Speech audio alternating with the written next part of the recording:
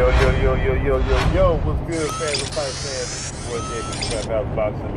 Again with another video. Shout out to the LDBC, man. Smash that like button, smash that subscribe button, share the video always, and leave your thoughts and comments at the end of the video. And if you want that exclusive street news, man, go subscribe to Urban Media Fix. And tonight, every Wednesday, the LDBC will be getting together and we'll be on the Smoke City Mobcast. So make sure you go subscribe to the Smoke City Mobcast. Go subscribe right now. Hit that subscribe button. Jab that like button when you come in. When we do our live stream, do the right thing. You know what I mean? Make sure you subscribe. Tune in 9 o'clock Eastern Time PM. 9 o'clock PM Eastern Time. Tune in to the Smoke City Mobcast. We'll be dropping that heat. That exclusive heat. So, now that we got all of that on through and out the way, we're going to go ahead and proceed on to, this morning jab session, man. Y'all already know. Y'all get y'all motherfucking jab right up when y'all come in this joint, man. Just because I ain't got my live streams on now, I mean I can't talk that cash shit to y'all. You know what I mean? Y'all respond back. Y'all still respond back in the comments. But yeah, y'all already know. Keep that motherfucking jab right.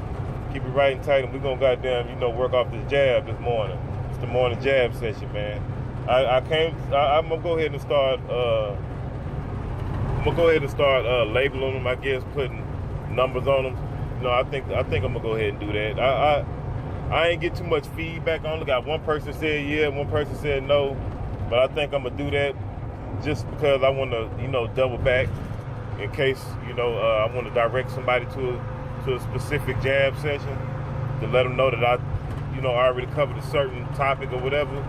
I can go ahead and it'd be easy. I can leave a link in the description, or I could just tell you verbally on the video, whatever the case may be. But anyway, man, let's talk about Chris Eubank versus George Groves a little bit, man. I've been really wanting to talk about this a little bit, and like Chris Eubank said, one of us is a fraud. So he said one of us is a fraud. We're gonna find out Saturday who's the fraud.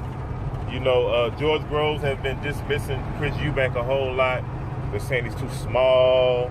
His dad don't give him good advice in the corner. He don't have a game plan. He's just a guy that just fights. He don't have no type of game plan or no rhyming to his reasoning or method to his madness or whatever he's trying to to implement his game plan. So basically what it all boils down to is that George Groves don't respect Chris Eubank as a fighter at all. I mean, that's what the evidence is. I don't know what happened in the sparring session. Eubank said that George Groves didn't never hurt him no time in the sparring session. That, he was all on top of, that he was the one that was doing all the damage and whatever. He just said it was good work. But he says he don't know what is this false information, this false perception that George Groves is giving out to the public about how they perceive Eubank. I guess George Groves looking at it like he wasn't giving it his all, like he was just in there just playing with Eubank, or he was just working on certain things and Eubank ain't seen nothing. He just showed him what he wanted to show him. And that's basically pretty much it. Like every time they talk about Eubank, George Groves is kind of like, he kind of puts himself on the superior level than Eubank. It seems like he kind of looks down upon him every time he talks about him when they ask him questions about him. He be like, "Oh, Eubank haven't been in no big fight like I have." He said, "This is not a big fight to me. This is just normal." He said, "I don't know why everybody making a big deal out of it. Like this is a big fight. I've been here before. This is basically this is some mediocre shit compared to what I've been through in my career. Like Eubank, Eubank ain't been through what he's been through and all this other crap." But the thing is this: on paper, like, yeah, this is not the biggest fight, like far as like, for legacy wise, but far as financial wise, I do believe that this is George Groves' biggest payday. So in actuality, pretty much is his biggest fight. You could say Carl Froch and all that. Yeah, like I said, legacy-wise, that's bigger. But when it comes down to financial on paper, you know, what the general public sees, it's going to be Chris Eubank Jr. I think that this fight, people will remember more in this day and time, you know, versus the Carl Froch fight. That's not disrespect to Carl Froch. Well, I'm going to say over here. I don't know. I ain't going to say that, man. I'm not going to say that because I don't know what people going to remember. So we just going to scratch that. We're going to scratch that all the way. But, you know, he kind of looks down on Chris Eubank like he be trying to son him and shit a lot. You know what I mean? He definitely be trying to son Eubank like he ain't shit. You know, talk about how small he is and all that. And, you know, all that little bullshit. But George Groves like to play mind games with people. And Eubank does too. Him and his dad. So it's a good thing. I like the psychological warfare they got going on out here. You know, they just constantly mind fucking each other. But I think that George Groves is trying to play more mind games than Chris Eubank. I think Eubank is playing them to a certain degree, but he like, I want you to know this is what I'm really gonna do though. You can play all this little back and forth game, mind or whatever, try to come with this foolery and trickery, but I'm really gonna come beat your ass and knock you out. That's the whole point. So you can try to finesse your way around it however you want to, but this is the results.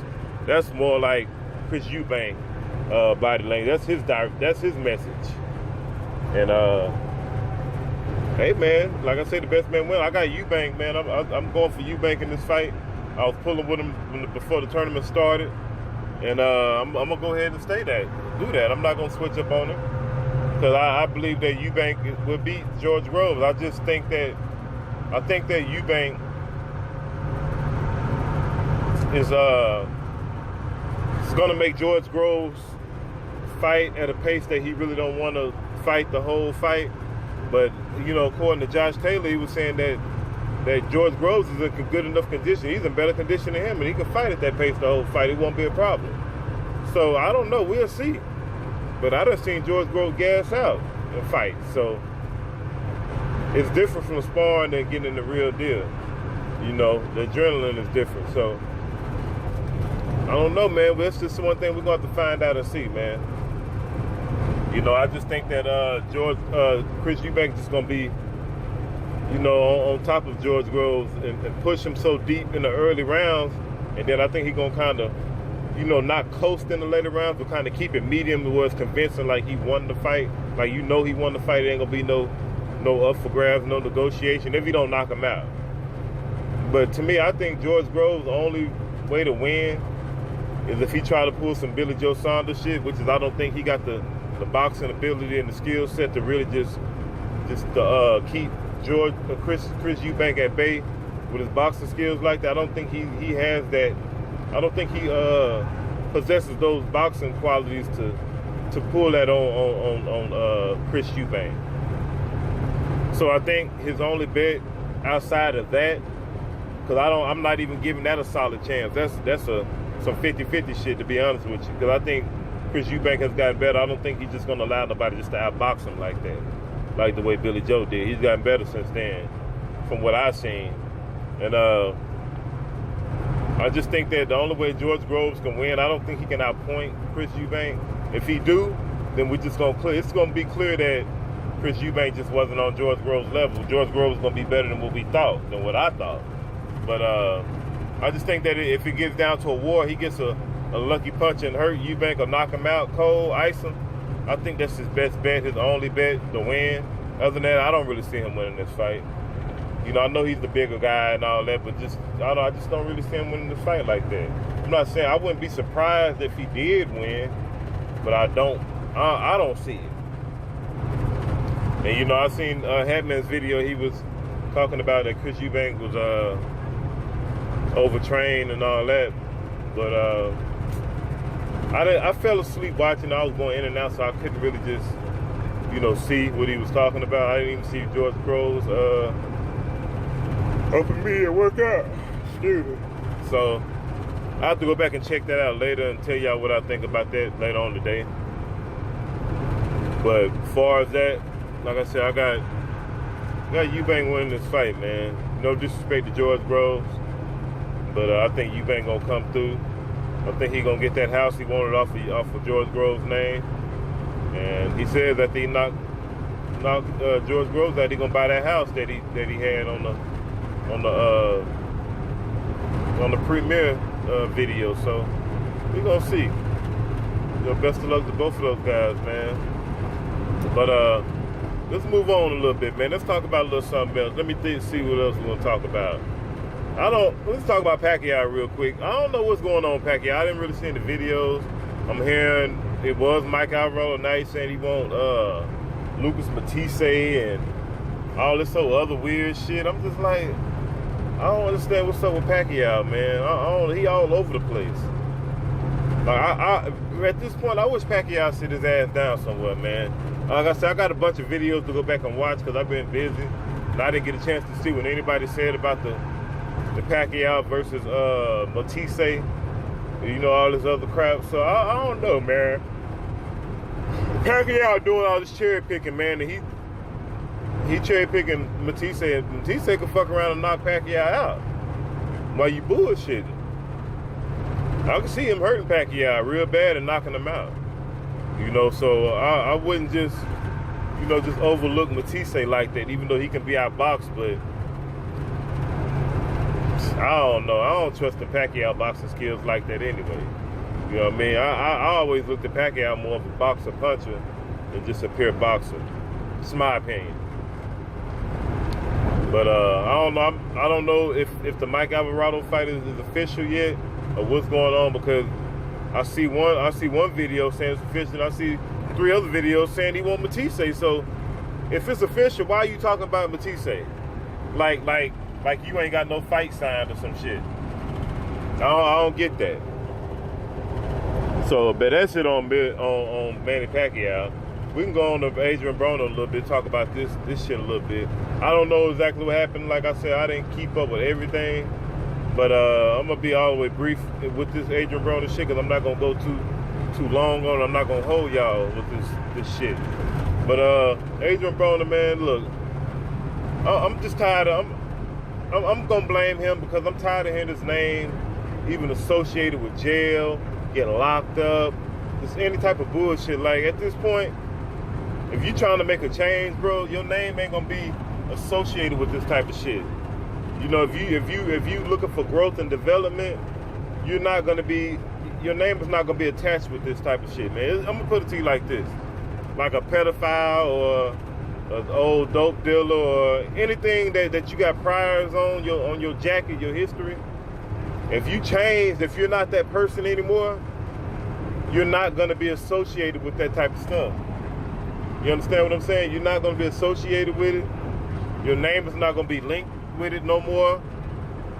And what happens is when your name start being linked with the same shit that you got a track record of, people be like, well, it's 9 times out of 10, it's true. Nobody's going to give you the benefit of the doubt because you already got too many priors from the same sticky situation that you've been getting into, bro. So it's going to be hard for people to dismiss you or to accept your credibility because you don't have any, because you keep doing the same shit over and over again.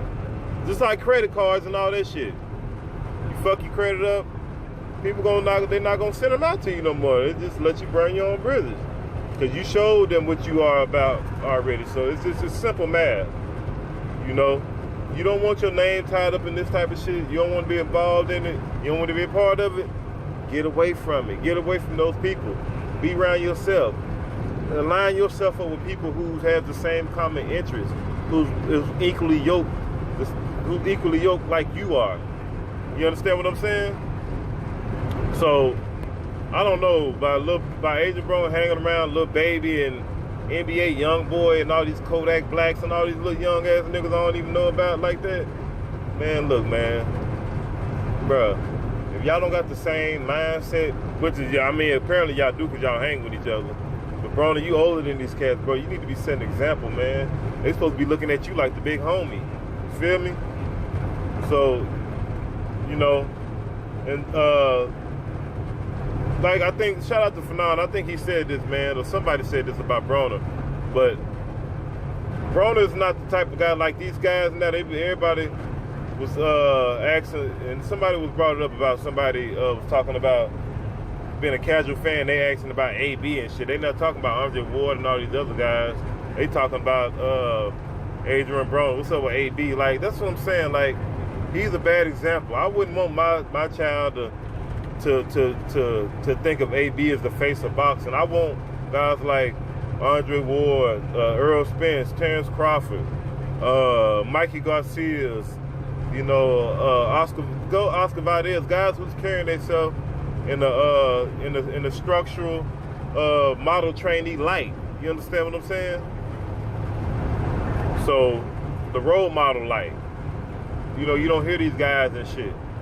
So that's all I'm gonna say about Adrian Broner, man. I'm gonna let that go.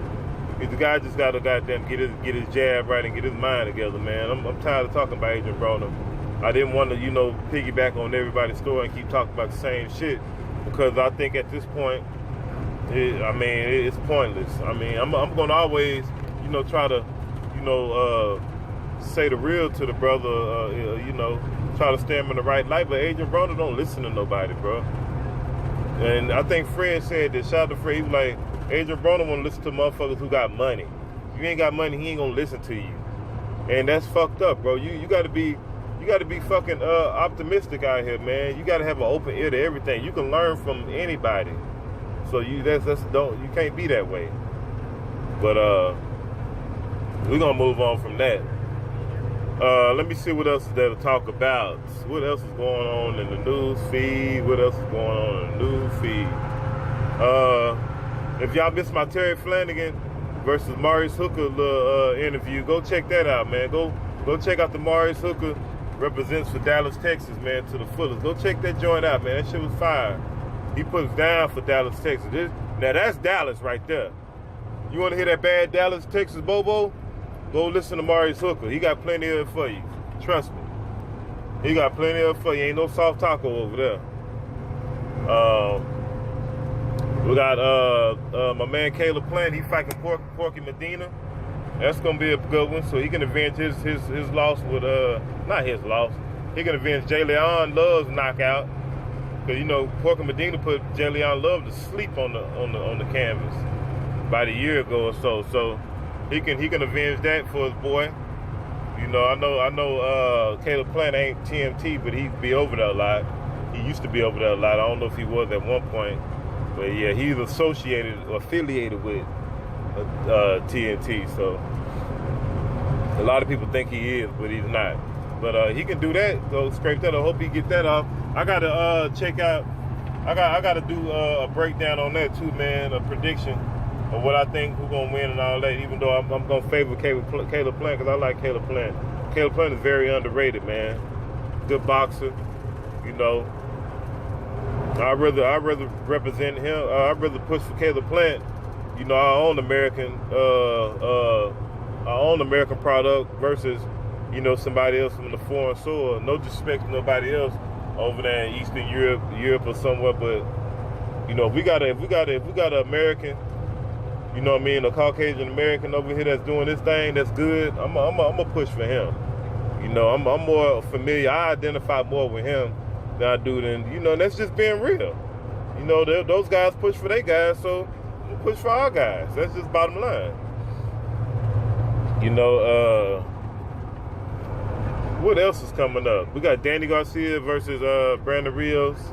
That's coming up. So yeah, man. And we got Wilder versus Ortiz. We got my man Oscar Valdez versus Scott Quigg. We got Josh Taylor versus Humberto Soto. Anthony Joshua versus Joseph Parker. We got a lot of stuff lined up, man. A lot of stuff lined up. I got a lot of videos to do. We got the Wilder versus Ortiz. I got to do a video on that. Man, I'm busy. I'm booked. I got so much work to do. I can't even goddamn, fit all this shit in my goddamn pockets. I got so much motherfucking money. Yeah, man. All this money all over the place, man. But, yeah, man, I wish I had my live stream so I can clown a little more. I like to be old clown head ass. I like to clown. But Don't worry, boy. When I get my live stream back, I'm gonna turn back into that clown ass nigga again.